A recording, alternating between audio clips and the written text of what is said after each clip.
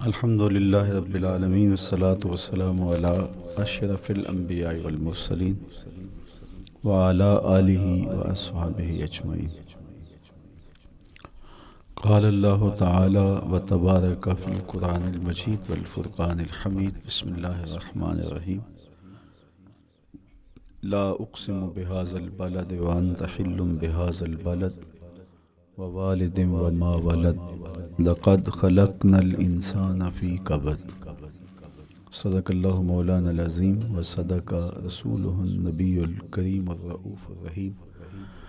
اللہم نور قلوبنا بالقرآن وزین اخلاقنا بالقرآن وادخلنا الجنۃ بالقرآن ونجنا من النار بالقرآن۔ قال اللہ تعالی وتبارک فی شان حبیبہ مخبرا وآمرا ان اللہ وملائکتہ یصلون علی النبی یا ایہا الذین آمنوا صلوا علیہ وسلموا تسلیما۔ اللہم صلی علی سیدنا و مولانا محمد معدن الجود والکرم صلاۃ و سلاما علیک یا سیدی یا رسول اللہ۔ میں نے آپ کے سامنے قرآن مجید کے جو کلمات تلاوت کیے ان میں اسی حقیقت کو بیان کیا گیا۔ لا اقسم بہذا البلد، آغاز ہوا شہر مکہ کی قسم سے، قسم ہے مجھے اس شہر کی، پھر وجہ قسم بھی بیان کی، وانت حل بہذا البلد، مجھے اس شہر کی قسم اس لیے کہ محبوب اس شہر میں تو جو بستا ہے، تیرا بسیرا ہے اس شہر میں، اس شہر کی گلیوں نے تیرے قدم چومے ہیں اور تیرے انفاس کی مہک اس کی فضاؤں میں بسی ہے، اس لیے مجھے قسم کہ یہاں تم رہتے ہو۔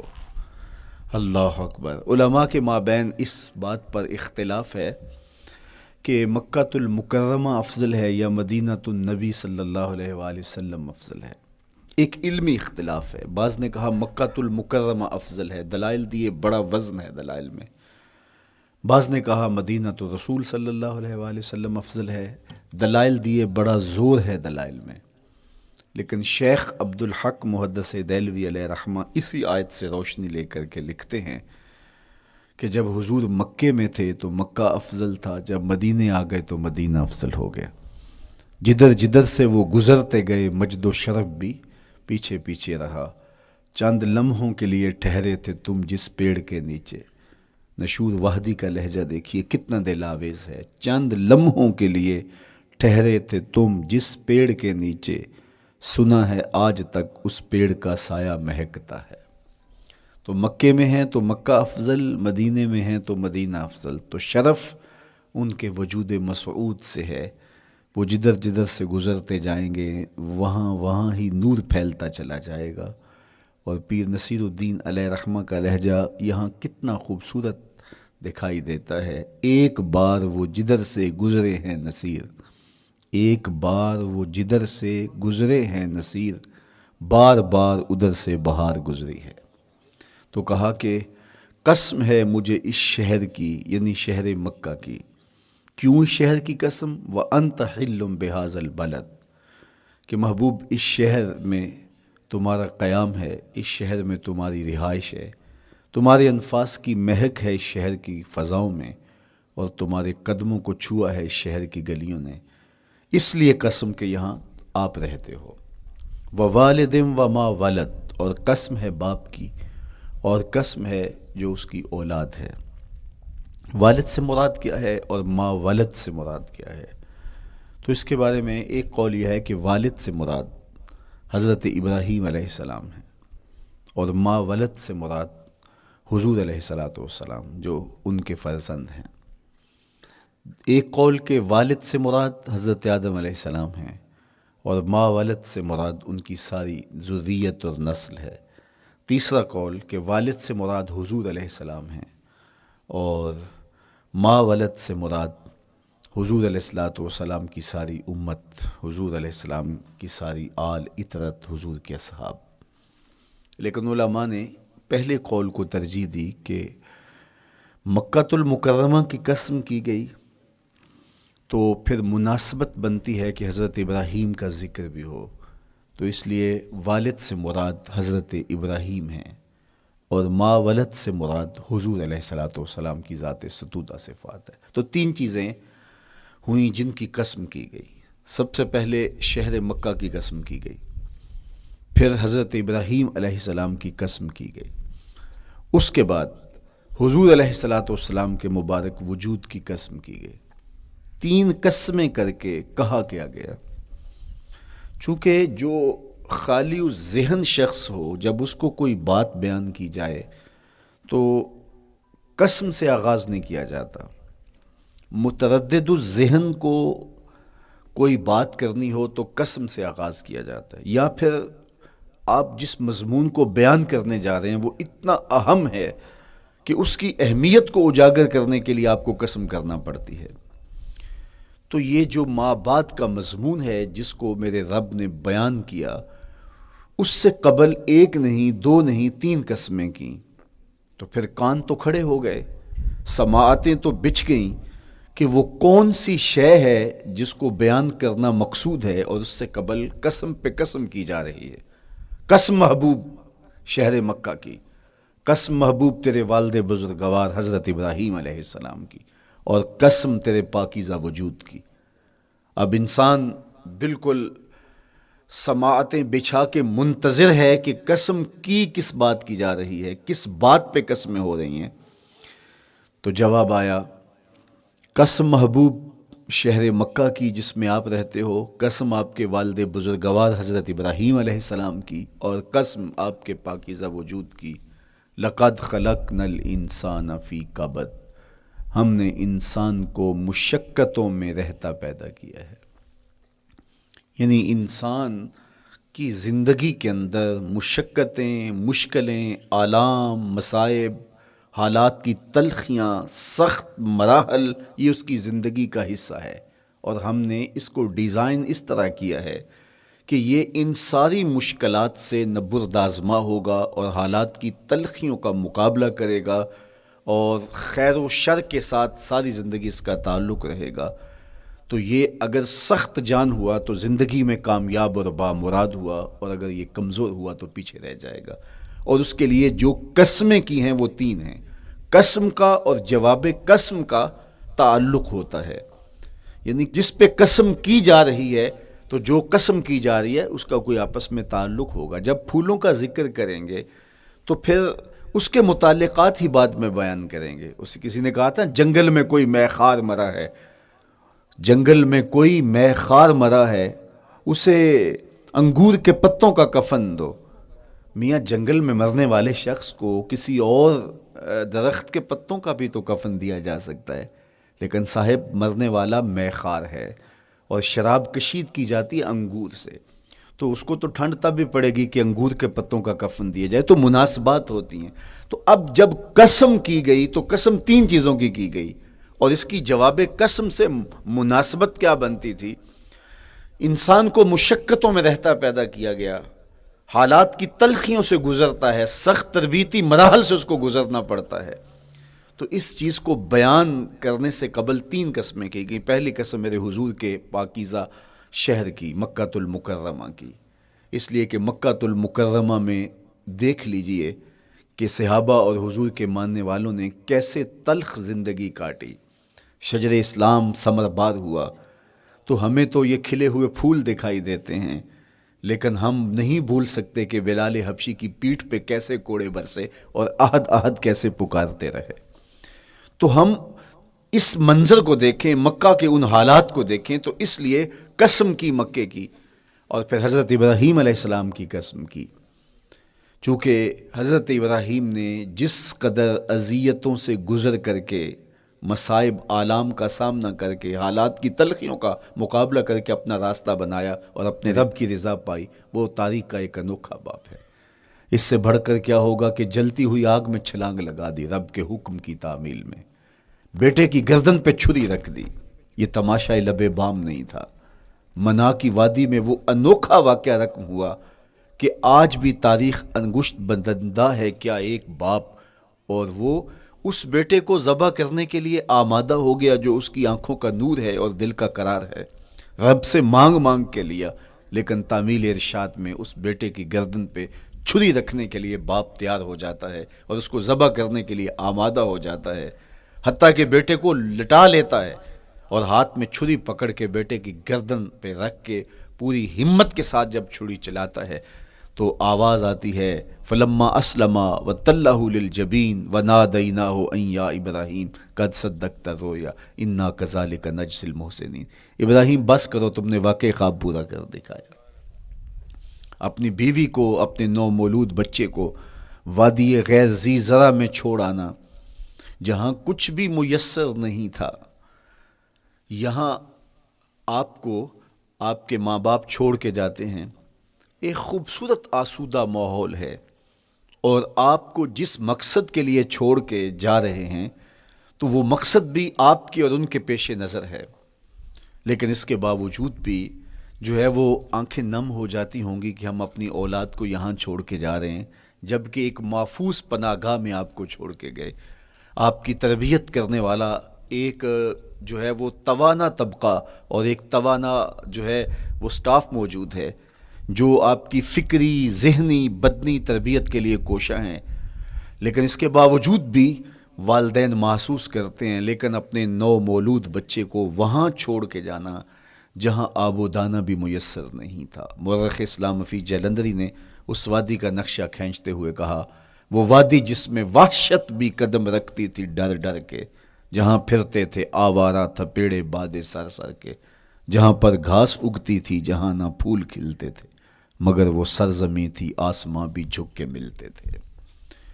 تو اس وادی میں چھوڑ کے آنا، حضرت ابراہیم نے جو امتحانات دیے، اس لیے ان کی قسم کی، چونکہ جواب قسم کا تعلق بنتا ہے تو قسم ابراہیم کے پاکیزہ وجود کی کہ جنہوں نے دکھ سہے، تکالیف آلام گوارا کی، لیکن پائے ثبات میں لغزش نہیں آنے دی۔ تیسری قسم میرے حضور کے پاکیزہ وجود کی فرمایا جتنے دکھ مجھے دیے گئے، جتنی اذیتیں مجھے پہنچائی گئیں، اتنی کسی کو نہیں دی گئیں۔ پیدا ہوئے تو حضور کے باپ کا سایہ سر پہ نہیں تھا، پھر اس کے بعد حضور مختلف مراحل سے گزرے۔ 6 سال کی عمر میں ماں کا انتقال ہو گیا۔ جب راہ حق میں لوگوں کو دعوت رشد و ہدایت دینے نکلے تو جو لوگوں کے رویے تھے اور جو اذیتیں لوگوں نے پہنچائیں وہ ایک الگ باب ہے۔ مکے کی گلیوں سے لے کے طائف کے بازاروں تک جن اذیتوں سے میرے حضور گزرے، ام المومنین سیدہ عائشہ رضی اللہ تعالیٰ عنہ فرماتی ہیں ایک دن حضور کی بارگاہ میں حاضری تھی تو ہم نے عرض کیا حضور کیا احد کے دن سے سخت دن بھی زندگی میں کبھی گزرا ہے؟ صحابہ کی نظر میں اس دن سے سخت دن کبھی زندگی میں نہیں آیا، اس لیے کہ جب 70 صحابہ کی لاشیں پڑی تھیں، حضور کے چچا حضرت امیر حمزہ شہید کر دیے گئے، اور نہ صرف انہیں شہید کیا گیا، ان کا مسئلہ کیا گیا، اعضائے بدنیاں کاٹ دیے گئے، ناک کاٹ لی گئی، زبان کاٹ لی گئی، بدن چیر کے کلیجہ نکالا گیا، اور پھر ان اعضاء کا ہار پرویا گیا، اور ہندا نے گلے میں ڈال کے رقص کیا، آنکھوں میں نیزے چبھوئے گئے۔ تو یہ دردناک دن تھا۔ تو حضور کے سر انور پہ سفید رنگ کی پٹی بندھی تھی اور چشمان رحمت میں آنسو تھے، اور بار بار فرماتے تھے ما فعل امی، میرے چچا کی کہانی سناؤ۔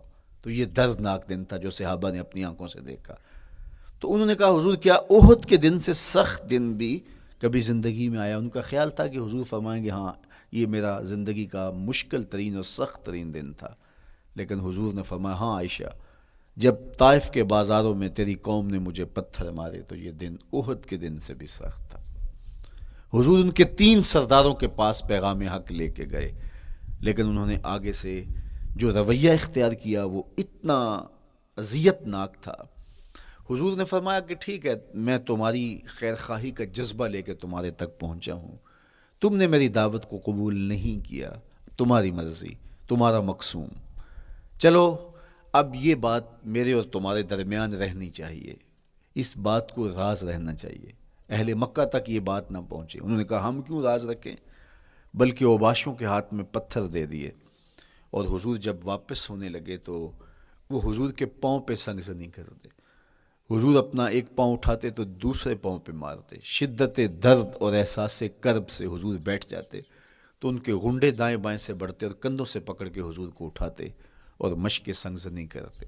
نالین خون سے بھر گئے، لخت لخت زخمی ہوا۔ اللہ اکبر، کیا دردناک لمحے تھے، کیا تکلیف بری گھڑیاں تھیں. تو کہا کہ جب طائف کے بازاروں میں تیری قوم نے مجھے پتھر مارے تو یہ دن احد کے دن سے بھی سخت تھا. اچھا، جب حضور پر اس طرح آلام و مصائب ٹوٹ پڑے تو حضور کے ساتھ جو صحابہ تھے انہوں نے کہا حضور ان کے لیے بد دعا کر دیجئے. تو میرے حضور بولے میں رحمت بن کے آیا ہوں، میں رحمت بن کے آیا ہوں. اللہ اکبر. ان کا تقاضا پہم بڑا تو حضور کے ہاتھ اٹھ گئے، اور پھر حضور نے جو کہا سنیے، اللہم اہد قومی فإنہم لا یعقلون. اے اللہ میری قوم کو ہدایت دے دے، یہ مجھے جانتے نہیں، اگر جانتے تو ان کا میرے ساتھ یہ رویہ نہ ہوتا. تو پتھروں کے جواب میں دعائیں دینا پیغمبروں کا حوصلہ ہوتا ہے. اللہ اکبر. مورخ اسلام حفیظ جلندری نے کیا خوبصورت پیرائے میں نقشہ کھینچا کہ حضور ہاتھ اٹھا کے دعا مانگ رہے ہیں، الہی کرم کر کو سارے طائف کے مکینوں پر، الہی پھول برسا ان پتھروں والی زمینوں پر. تو حضور نے دکھ سہے، تکلیفیں سہی. اب 3 قسمیں کی. شہر مکہ کی قسم جہاں حضور کے صحابہ نے تکلیفیں سہی، اس شہر کی گلیوں میں انہیں گھسیٹا گیا اور ان کو کچی کھالوں میں لپیٹ کے دھونیاں دی گئیں، انہیں اذیت ناک مراحل سے گزارا گیا. حضرت ابراہیم مشکل سے مشکل زندگی کاٹی اور رب کی رضا جوئی کے لیے کوشاں رہے، اور میرے حضور نے سخت ترین اذیتوں، مقاومتوں، مخالفتوں اور تکلیفوں کا سامنا کیا. تو ان 3 چیزوں کا حوالہ دے کر، ان 3 چیزوں کی قسم کر کے اب انسان کو بتایا جا رہا ہے کہ تم مشکلات سے تمہیں گزرنا پڑے گا، حالات کی تلخیاں تمہیں سہنی پڑیں گی. کسی مرتبے تک پہنچنے کے لیے تمہیں پھر تکلیفوں کی راہ اختیار کرنی پڑے گی. تم کون ہوتے ہو؟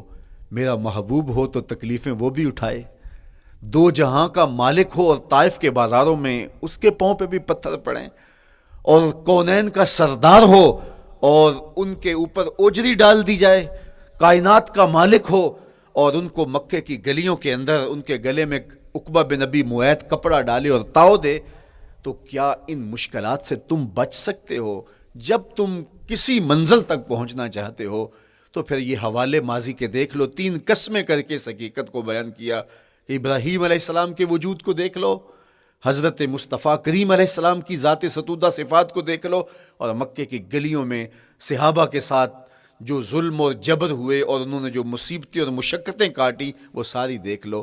تو 3 قسمیں کھا کر کے کہا کہ بے شک انسان مشقتوں میں رہتا پیدا کیا گیا ہے.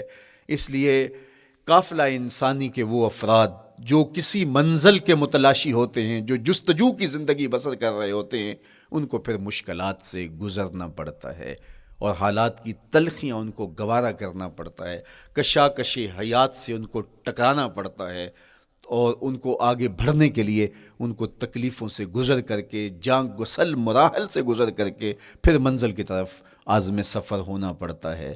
کیا میں نے اس خاکدان سے کنارہ جہاں رزق کا نام ہے آب و دانہ، پلٹنا جھپٹنا جھپٹ کر پلٹنا لہو گرم رکھنے کا ہے ایک بہانہ. پرندوں کی دنیا کا درویش ہوں میں کہ شاہی بناتا نہیں آشیان. تو زندگی مشکل مراحل سے گزر جانے کا نام ہے. اقبال نے کہا تھا ہے شباب اپنے لہو کی آگ میں جلنے کا نام. یہ زندگی آسان نہیں ہے، یہ حالات کی تلخیوں کا مقابلہ کرنے کا نام ہے، یہ ضبط نفس کا نام ہے، یہ اپنے من کی تربیت کا نام ہے. حضرت امام رازی سایت کریمہ کے تحت لکھتے ہیں کہ جب بچہ شکم مادر میں ہوتا ہے تو وہ 3 پردوں میں ہوتا ہے، ایک جھلی کا پردہ، ایک رحم مادر کا پردہ اور ایک پیٹ کا پردہ. تو 3 پردوں میں وہ بیچارہ بڑی عجیب سی حالت میں ہوتا ہے. یہ اس کا پہلا مرحلہ ہے تخلیق کے بعد. اس کے بعد پیدائش کا دوسرا مرحلہ ہے. یہ زچہ بچہ دونوں کے لیے موت و حیات کے مرحلے ہوتے ہیں. اس کے بعد وہ پیدا ہوا، اس دنیا پہ آیا تو اس کی مشکل کیا ہے؟ زبان ہے بولنا نہیں جانتا، دیکھتا ہے پہچان نہیں سکتا، سنتا ہے سمجھ نہیں سکتا، ہاتھ ہیں پکڑ نہیں سکتا، ٹانگیں ہیں چل نہیں سکتا. کتنی مشکل بن گئی. یہ سب کچھ چیزیں ہونے کے باوجود بھی وہ بے بس دکھائی دیتا ہے. اس کو دودھ مانگنے کے لیے بھی رونا پڑتا ہے. تو یہ ایک مرحلہ تھا. پھر آہستہ آہستہ اس نے بولنا سیکھا، ایک ایک حرف کر کے لفظ جوڑ کے وہ جملے مکمل کرتا رہا. آج تو زبان کا طوطی بولتا ہے، آج تو بات کریں تو جو ہے وہ ماحول تھم جاتا ہے. لیکن انسان ذرا پلٹ کے آغوش مادر میں تیری ماں نے ایک ایک حرف تجھے سکھایا تھا، ایک ایک لفظ تجھے سکھایا تھا، لفظ لفظ کر کے، حرف حرف کر کے جملے بنے، اور آج تیری گفتار کی شوخی کے تذکرے زمانے میں ہیں، تو پھر تجھے بولنا سکھایا، تو چل نہیں سکتا تھا، آج تیری جو ہے وہ جولانیاں دیکھنے والی ہیں، تیری رفتار کو کوئی چھو نہیں سکتا ہے، تیری آنکھوں کی بجلیاں آج عقابوں سے بڑھ کر ہیں، آج تیرے کانوں کے اندر نغموں کا جہاں آباد ہے، آج تیرے ہاتھوں کی گرفت کہ آگے شیر غراں بھی ہو تو وہ بھی بے بس ہو جاتا ہے، لیکن دیکھ تو کتنا مجبور تھا۔ اچھا چلو وہاں سے آگے آئے، پھر زندگی کو سیکھنا پڑتا ہے، آداب سیکھنے پڑتے ہیں، کس سے کیا بات کرنی ہے سیکھنا پڑتا ہے، آگے بڑھے، جوانی کی دہلیز پہ پہنچے۔ جوانی انسان کی زندگی کا بانکپن ہوتا ہے، عروج ہوتا ہے، اللہ اکبر، لیکن جوانی کو تقدس معاب رکھ کے منزل تک پہنچانا یہ سب سے مشکل مرحلہ ہوتا ہے، چونکہ جذبات بے قابو ہیں، خواہشیں آوارہ ہیں، اور تا حد نظر نظارے ہی نظارے جو دل کو کھینچتے ہیں۔ اب اپنے تقدس کو جو شخص محفوظ رکھے، کائنات میں سب سے قیمتی جوہر حضرت انسان کا اس کی عصمت کا جوہر ہے، اور سب سے حسین چہرہ وہ ہے جو جنسی کالک سے اپنے آپ کو بچا لے۔ تو جوانی ہو، بانکپن ہو، اور پھر اپنی خواہشات کو بے قابو نہ ہونے دیا جائے، سب سے مشکل مرحلہ پوری زندگی میں یہ آتا ہے۔ کسی نے کہا تھا کتاب زیست کا ایک اور باب بیت گیا، شباب بیت گیا، ایک عذاب بیت گیا۔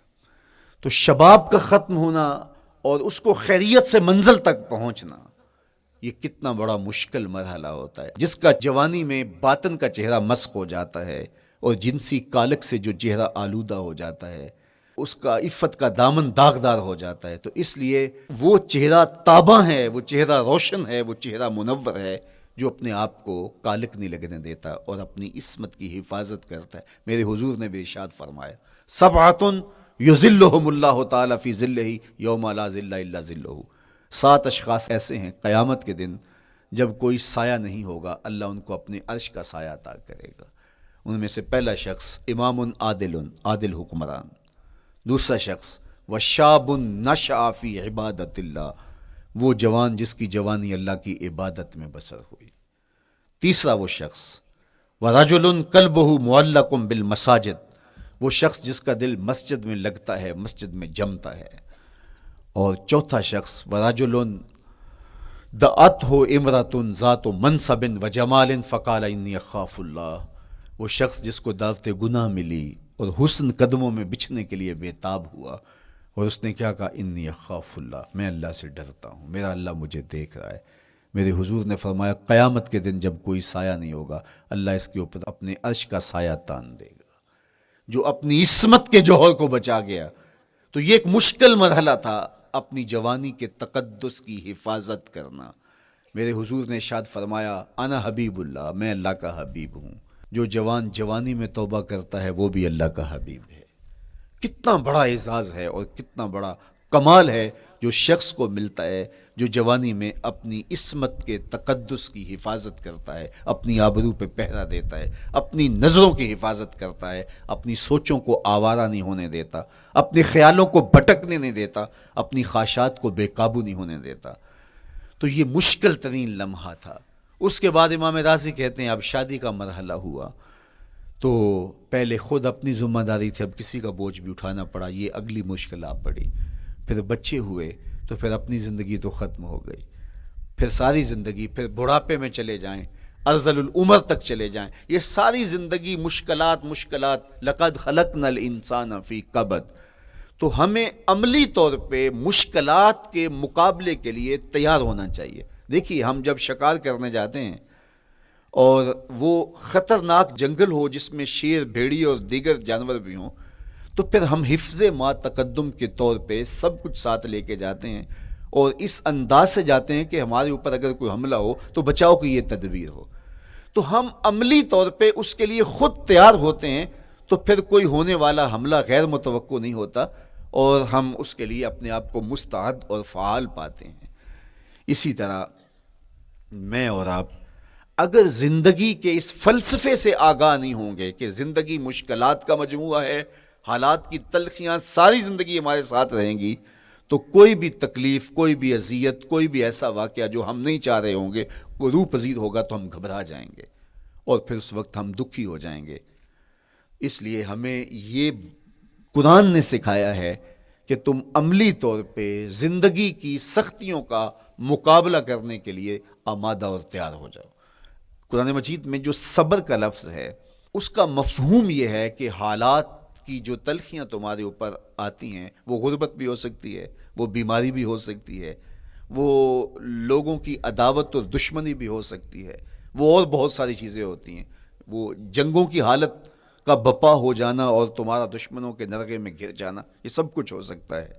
تو اس کے اوپر استقامت کے ساتھ تم کھڑے رہو اور تم ان کو برداشت کرنے کی اپنے اندر ہمت اور حوصلہ رکھو، تو پھر وہ تمہارا صبر ہوگا، اور یہ قوت اگر تمہارے اندر پیدا ہو جاتی ہے تو پھر تمہاری زندگی آسان اور سوکھی ہو جاتی ہے۔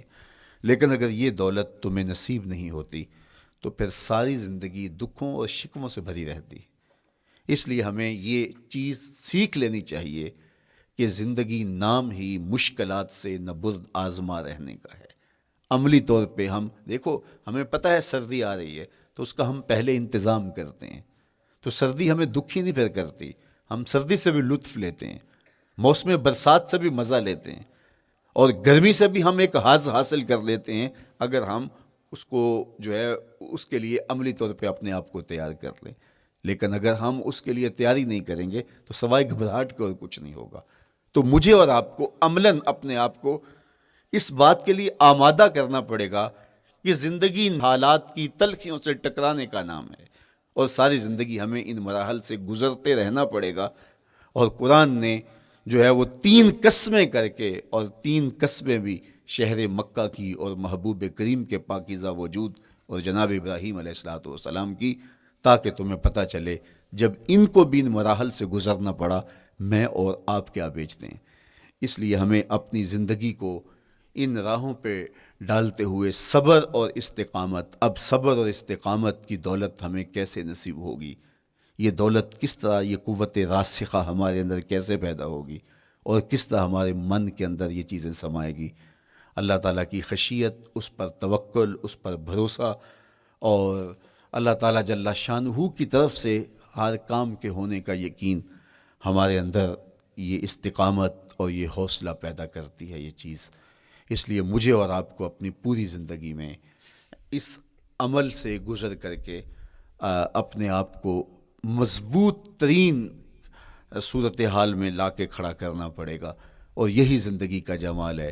تو اب پھر دیکھیے قرآن کیا کہہ رہا ہے، لا اقسم بہذا البلد وانت حل بہذا البلد ووالد وما ولد، 3 قسمیں کی۔ اس کے بعد ارشاد فرمایا لقد خلقنا الانسان فی کبد، ہم نے انسان کو مشکلوں میں، مصائب میں، آلام میں رہتا ہوا پیدا کیا۔ کہتے ہیں جب حضرت انسان کی تخلیق ہوئی تو اس کا خمیر جب گویا جا رہا تھا تو اس کے اوپر 39 دن تک آزمائشوں کی، دکھوں کی، تکلیفوں کی بارش ہوئی، اور ایک دن خوشیوں اور مسرتوں کا می برسا۔ تو انسان کی زندگی کے اندر حالات سے ٹکرانا اور دکھوں کو سہنا اور دکھوں سے مقابلہ کرنا، یہ سیکھنا پڑے گا، اور جب انسان اس کو عملی طور پہ سیکھ جائے گا تو پھر زندگی کا جمال اور زندگی کا حسن نصیب ہوگا۔ دوسری بات، ہمیں اپنی زندگی میں 7 چیزوں کو اپنا اصول بنا لینا چاہیے، اور یہ 7 چیزیں وہ ہیں جو ہماری زندگی کو ایک خوبصورت سانچے میں ڈھال کر کے ہمیں ایک پاکیزہ اور ستھرا انسان بنا دیتی ہیں۔ پہلی چیز، التمسک بکتاب اللہ، اللہ کی کتاب سے جڑ جانا، وابستہ ہو جانا۔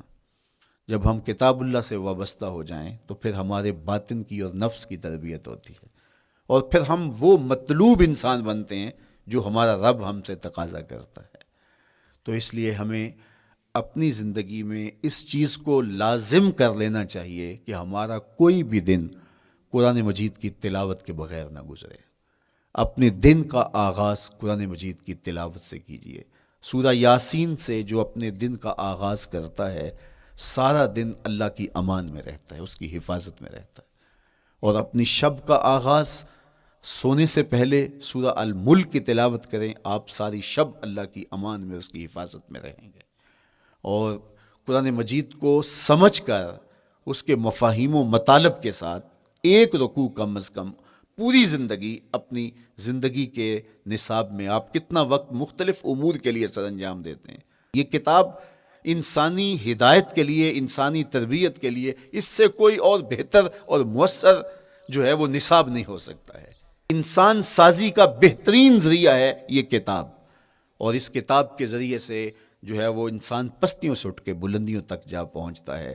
اقبال نے تو کہا کہ گر تمی خواہی مسلمان زیستن، نیست ممکن جز بقرآن زیستن۔ اگر تو مسلمان بن کے جینا چاہتا ہے تو قرآن کے بغیر ایک قدم بھی نہیں چل سکتا۔ تو آگے چل کے اسی نظم میں کہا کہ فاش می گوئم آنکھ در دل مزمرست، این کتاب نیست چیزیں دیگرست۔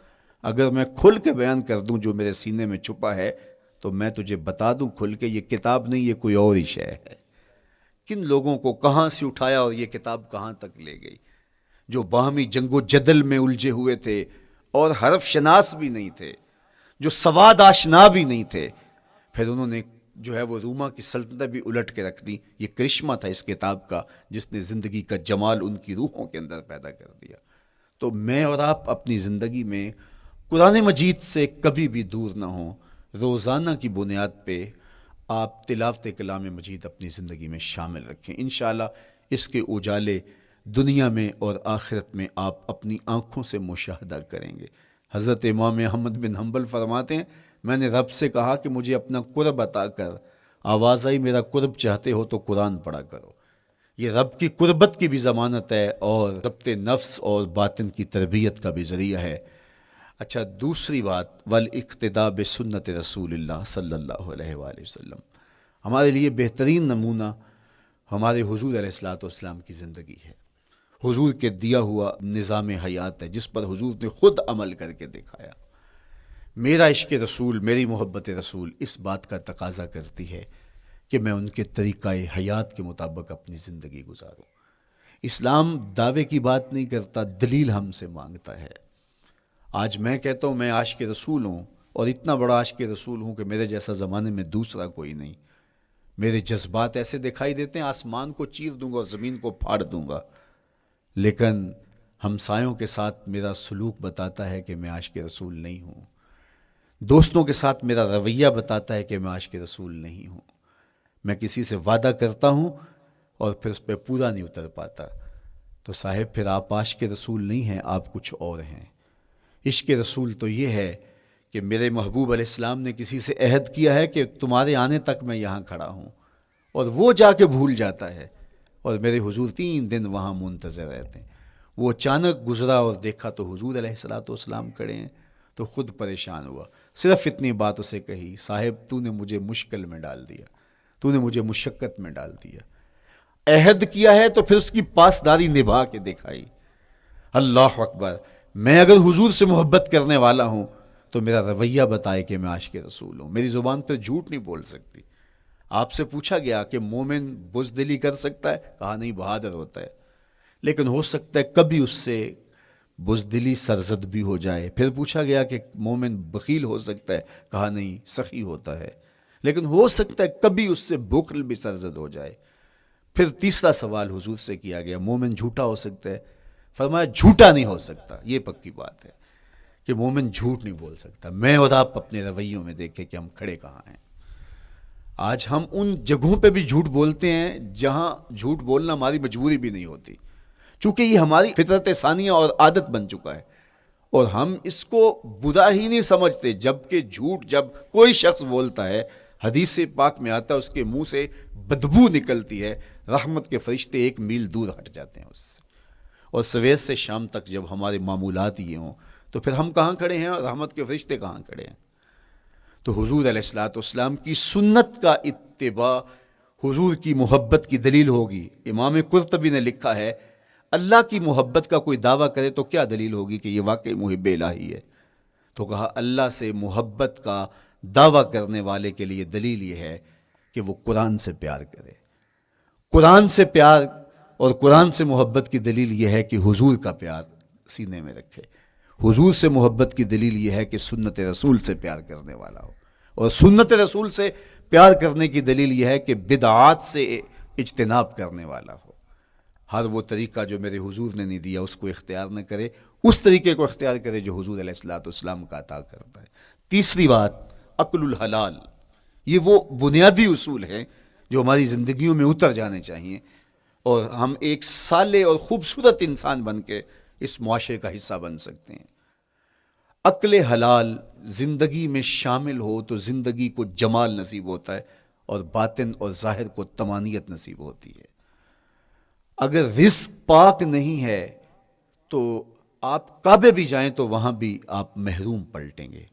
میرے حضور علیہ الصلوۃ والسلام نے فرمایا ایک بندہ لمبا سفر کر کے گیا، اشعث اغبر کے لفظ ہیں کہ اس کے بال بکھرے ہوئے ہیں، سفر کی گرد پڑی ہوئی ہے اور لباس بھی پھٹا ہوا ہے، شکستہ حالت، پراگندہ صورت، اور کھڑا ہے کعبۃ اللہ کے سامنے. یمد یدیہ، دونوں ہاتھ لمبے کر کر کے دعا مانگ رہا ہے اور کیا کہتا ہے؟ اے اللہ، اے اللہ، ومطعمہ حرام ومشربہ حرام وملبسہ حرام وغذی بالحرام.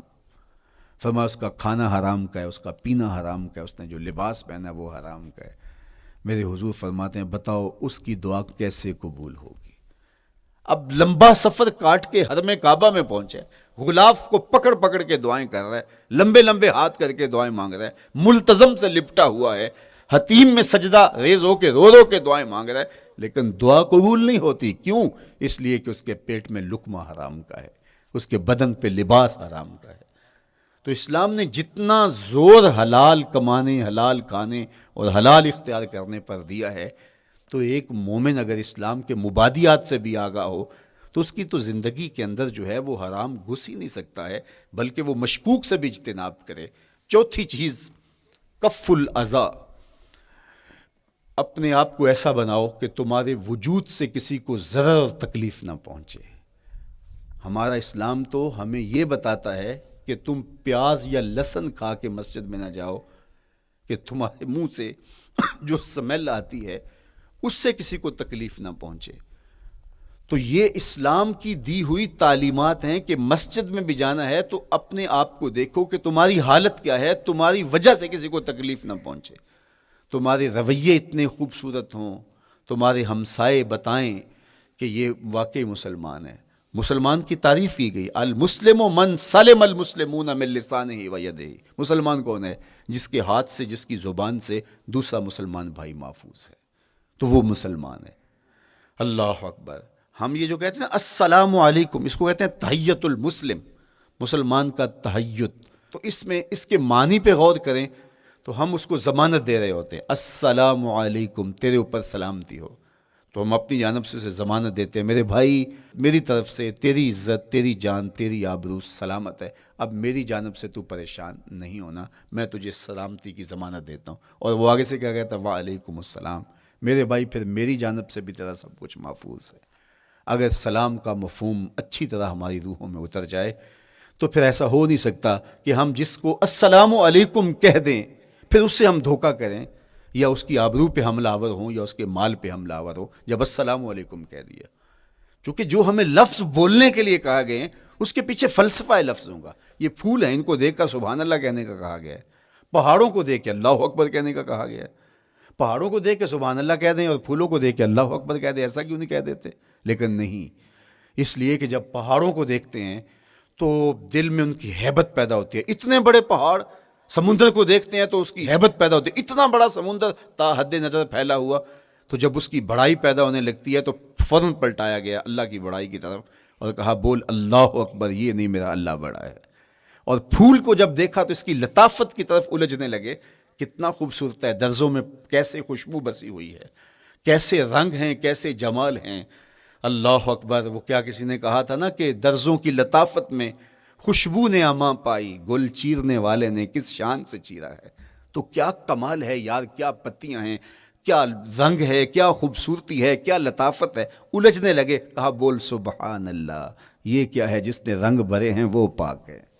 تو تیرا دل الجھ نہ جائے. تو جو ہم بولتے ہیں لفظ جہاں بھی بولتے ہیں اس کے پیچھے ایک فلسفہ ہوتا ہے. السلام علیکم یہ تحیت المسلم ہے. جب ہم کسی کو کہتے ہیں السلام علیکم تو اس کو ہم نے ضمانت دے دی، بس بات ختم، اب جو ہے وہ میری جانب سے تو محفوظ ہے۔ لیکن ہم سلام بھی لے رہے ہوں گے اور ہاتھ بھی کاٹ رہے ہوں گے اور اس کی جیب بھی کاٹ رہے ہوں گے، پھر سلام نہیں لیا، ہم نے منافقت کی ہے۔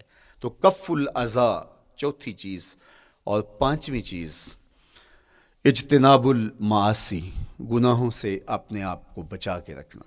نیکی کرنا بہت اہم ہے، لیکن نیکی کرنے سے زیادہ اہم اپنے آپ کو گناہوں سے بچانا ہے۔ چونکہ شر کی قوتیں ہمارے ساتھ جڑی ہوئی ہیں، اس لیے اپنے آپ کی حفاظت جب ہم کریں گے تو ہم ایک اچھی صورت میں آگے بڑھیں گے۔ اور چھٹی چیز وہ ہے التوبہ، توبہ تسلسل کے ساتھ کرتے رہیے۔ یہ تصور کہ بڑھاپے میں توبہ کریں گے، یہ تصور کہاں سے آیا؟ یا ہمارے ہاں آج کل یہ کلچر پیدا ہوا ہے کہ لیلۃ القدر یا شبرات کے دن سارے جڑ کے توبہ کرنے بیٹھ جاتے ہیں اور پورا سال اپنی مرضی کی زندگی گزارتے ہیں۔ ایسا نہیں ہے۔ میرے حضور کے دامن پہ ایک بھی گناہ کا دھبا نہیں تھا۔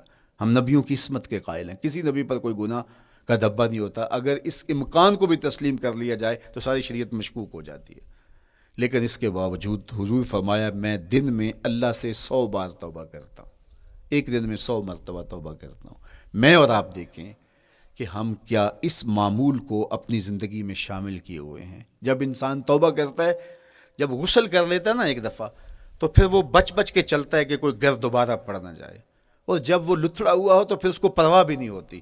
اس لیے ہمیں بار بار غسل کرنے کی، بار بار توبہ کرنے کی تلقین کی گئی ہے، تاکہ ہم پھر نئے گناہوں سے بچتے رہیں گے۔ تو اپنی زندگی میں توبہ کا تسلسل کیجئے، شام سویرے صبح بار بار اللہ سے توبہ کی اور رجوع کیجئے۔ اور آخری چیز ادا الحقوق، حقوق کا ادا کرنا۔ ہمارے ذمے جو حقوق عائد ہوتے ہیں وہ ہمارے والدین کے ہیں، وہ ہمارے بہن بھائیوں کے ہیں، وہ ہمارے دوستوں کے ہیں، ہمسایوں کے ہیں، ہمارے اساتذہ کے ہیں، کلاس فیلوز کے ہیں۔ وہ حقوق حتیٰ کہ جانوروں کی کیوں نہ ہوں، تو ان حقوق کو ہم ادا کرنے والے، دست بردار نہیں ہو سکتے ہم ان حقوق سے۔ یہ مومن کی زندگی ہے، یہ ہمارا نظم حیات ہے، یہ اسلام کا دیا ہوا منشور ہے، یہ طریقہ زندگی ہے کہ ہم ایک ایک کے حق کو ادا کرتے ہوئے اپنی زندگی کو بسر کریں۔ بالخصوص میں طلباء سے مخاطب ہوں کہ یہ عمر تربیتی اعتبار سے سب سے اہم عمر ہے۔ سیدنا علی المرتضیٰ رضی اللہ تعالیٰ عنہ فرماتے ہیں کہ 15 سال سے لے کر کے 20 سال تک کی عمر میں انسان کے نظریات پختہ ہوتے ہیں اور اس کی عادتیں جمتی ہیں۔ یہ دوسرے کہتے ہیں 13 سے 19 سال تک کی عمر، وہ کہتے ہیں یہ بڑی اہمیت کی حامل ہے۔ تو 13 سے 19 سال یا 15 سے 20 سال تک کی عمر، بعض کا تو ہوتا ہے کہ ابھی بچے ہیں، ماں باپ بھی سستی کرتے ہیں کہ ان کو تہجد کا عادی اب کیوں بنائیں، ابھی تو یہ بچے ہیں، ان کو ان چیزوں سے، چھوٹی چھوٹی چیزوں کا عادی اب کیوں بنائیں، جب بڑے ہوں گے، سمجھدار ہوں گے، ذمہ داریوں کا بوجھ آئے گا، سب کچھ کر لیں گے۔ تو پھر اس وقت کرنا مشکل ہوتا ہے، پھر کر نہیں پاتا بندہ۔ تو جو سیکھنا ہے، جو عادتیں پختہ کرنی ہے، وہ اسی زندگی میں ہوتی ہیں۔ تو یہ آپ کا ایک موقع ہے، آپ کو ایک ماحول فراہم ہوا ہے۔ آپ کے ہمسائے آپ کے کلاس فیلوز ہیں جو آپ کے ساتھ کمرے میں رہ رہے ہیں۔ ہمسائیگی کے حقوق ادا کرنے کا جو انداز ہے وہ یہاں ہی سیکھیے اور اپنے اندر اس کو متحقق کیجیے اور پختہ کیجیے۔ اسی طرح اپنے گفتگو کے لہجوں میں شائستگی، اپنے انداز کے اندر خوبصورتی اور اپنے رویوں کے اندر جمال پیدا کرنے کی کوشش کریں۔ اپنے آپ کو مؤثر بنائیں اور شریعت کے بتائے ہوئے اصول اور ضابطوں کے مطابق آپ جب زندگی کے چند دن گزار لیں گے، پھر زندگی گزارنے کا نشہ آنے لگ جائے گا۔ چونکہ جب ہم اپنی خواہش کی زندگی گزارتے ہیں تو پھر ہم خود بے چین اور مضطرب ہوتے ہیں، اس لیے کہ ہمیں اس طرح زندگی گزارنی چاہیے جس طرح ہمارے رب نے ہمیں بتایا ہے۔ آپ کوئی بھی مشین خریدتے ہیں، کوئی بھی چیز لیتے ہیں تو اس کے ساتھ چھوٹی سی بک دیتے ہیں، آپ کو اس کا طریقہ استعمال بتاتے ہیں کہ اس کو یوں استعمال کرو گے تو دیر پا اس کے فوائد حاصل کرو گے۔ اگر یہ مائک ہم اس طرح استعمال نہیں کرتے، اپنی خواہش سے استعمال کریں گے تو پھر نتیجہ کیا ہوگا کہ تھوڑے دنوں کے بعد جو ہے وہ خرابی کی طرف سلسلہ چلے گا۔ اس طرح یہ وجود جس پاکیزہ ذات نے بنایا ہے، اس نے ہمیں بتایا ہے کہ اس کو استعمال کیسے کرنا ہے اور اس زندگی کو کیسے گزارنا ہے۔ اور پھر انسان کو ایک ماڈل اور نمونہ بھی چاہیے تو کہا نمونہ دیکھنا ہے تو محمد عربی کی ذات دیکھ لو، ادھر دیکھتے جاؤ اور زندگی گزارتے جاؤ، دیکھنا تمہاری زندگی کتنی خوبصورت اور کتنی پروقار گزرتی ہے۔ اللہ آپ کو دنیا آخرت کی برکتیں دے، اپنی پناہوں اور اپنی امان اور اپنی حفاظتوں کا حصار دے، اور آنے والا کل اللہ بہتر فرمائے، میرے وطن کی خیر کرے، میرے ملک کو امن کے اجالے دے، یہاں دہشت گردی کے سلگتے الاؤ ٹھنڈے کر کے امن کی بہاریں پیدا کر دے۔ کی محمد سے وفا تو نے تو ہم تیرے ہیں، یہ جہاں چیز ہے کیا لوح و قلم تیرے ہیں۔ وآخر دعوانا ان الحمدللہ۔